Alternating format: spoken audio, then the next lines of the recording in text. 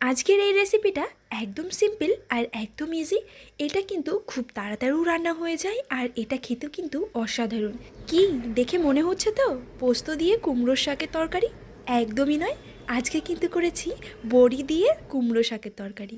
এই যে বড়িগুলো দেখতে পাচ্ছ, এই বড়িগুলো প্রথমে লাল লাল করে ভেজে তুলে নিয়ে তারপর কিন্তু কুমড়ো শাকটা রেডি করব। চলো তাহলে পুরো রান্নাটা দেখা যাক। আজকে আমি করছি কুমড়ো শাক দিয়ে বড়ির তরকারি। সেই জন্য এখানে নিয়েছি বড়ি। বড়িটাকে আমি প্রথমেই শুকনো কড়াইতে ভেজে তারপর কিন্তু তেল দিয়ে ভেজে নেব। লাল লাল করে ভেজে তুলে রেখে দেব। এবার আমি কুমড়ো শাকটা রেডি করব। এখানে নিয়েছি কুমড়ো শাকের জন্য শুধু লম্বা লম্বা করে আলু কেটে নিয়েছি, আর কিন্তু কিচ্ছু নিইনি। তারপর কড়াইতে তেল দিলাম। এবার আলুগুলো দিয়ে লাল লাল করে ভেজে তুলে রেখে দেব।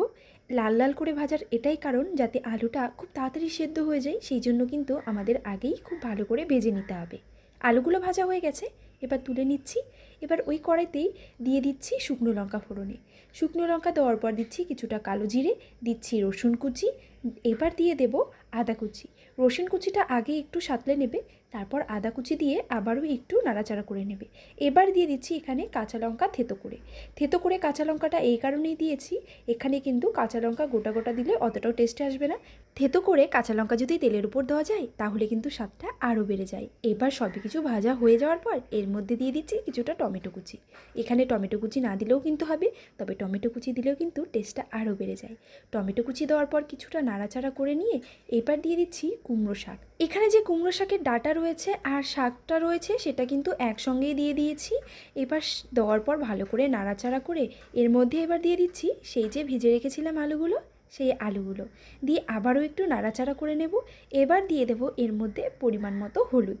এখানে কিন্তু হলুদ বেশি না দিলেও চলবে, যেহেতু শাকের তরকারি এখানে হলুদের কালারটা অতটাও বোঝা যায় না, সেই জন্য কিন্তু একটু কম পরিমাণেই দিয়েছি। হলুদটা দিয়ে আবারও ভালো করে নাড়াচাড়া করে নিচ্ছি। এবার যে বড়িগুলো ভেজে রেখেছিলাম সেই বড়িগুলো এর মধ্যে দিয়ে দেবো। বড়িগুলো কিন্তু এই টাইমেই দেবে, তবেই তো পোস্তর মতো দেখতে লাগবে। বড়িটা দিয়ে ভালো করে নাড়াচাড়া করে এবার একটু ঢাকা দিয়ে দেবো। ঢাকা দিয়ে কিছুক্ষণ হওয়ার পর শাক থেকে যে জলটা উঠবে সেই জলটা শুকনো শুকনো মতো হয়ে যাবে, তখন কিন্তু ঢাকনাটা তুলে এইবার পরিমাণ মতো কিছুটা জল দিয়ে দেবে। এখানে জলের পরিমাণটা কিন্তু একদম মেপে দেবে, কারণ শাকটা কিন্তু একদম ঝোল ঝোল হবে না বা শাকে জল থাকবে না, একদম গামাখা গামাখা। তো সেই জন্য কিন্তু পরিমাণ মতো বুঝে জল দেবে। ভালো করে জলটা দেওয়ার পর সামান্য পরিমাণে নুন দিয়ে দেবে। নুনটা এই সময়টাতেই দেবে যাতে শাক ডাঁটা সব কিছুর মধ্যে খুব ভালোভাবে নুনটা ঢোকে। পরে নুন দিতে গেলে কিন্তু ডাঁটার মধ্যে নুনটা বেশি ঢুকে যাবে, তখন কিন্তু ডাঁটাগুলো খেতে আর ভালো লাগবে না। নুনটা দেওয়ার পর আবারও একটু নাড়াচাড়া করে নিয়ে এবার কিন্তু ঢাকা দিয়ে দেবো। এবার পুরো রান্নাটা কিন্তু লোতে রেখেই করতে হবে, কারণ জলের সাথে সাথে আমার আলুগুলোও কিন্তু সেদ্ধ হতে হবে। ঢাকা দিয়ে মিনিট 10 রেখেছিলাম। এবার ঢাকনাটা তোলার পর দেখো কতটা সুন্দর দেখতে লাগছে, সব কিছু সুন্দর সেদ্ধ হয়েছে। আর যে বড়িগুলো ছিল বড়িগুলোও কিন্তু সেদ্ধ হয়ে একদম ভেঙে গেছে, একদম পোস্তর আকার নিয়ে নিয়েছে। মানে দেখতে মনে হচ্ছে যে পোস্ত বাটা দিয়ে শাক রান্না করেছি।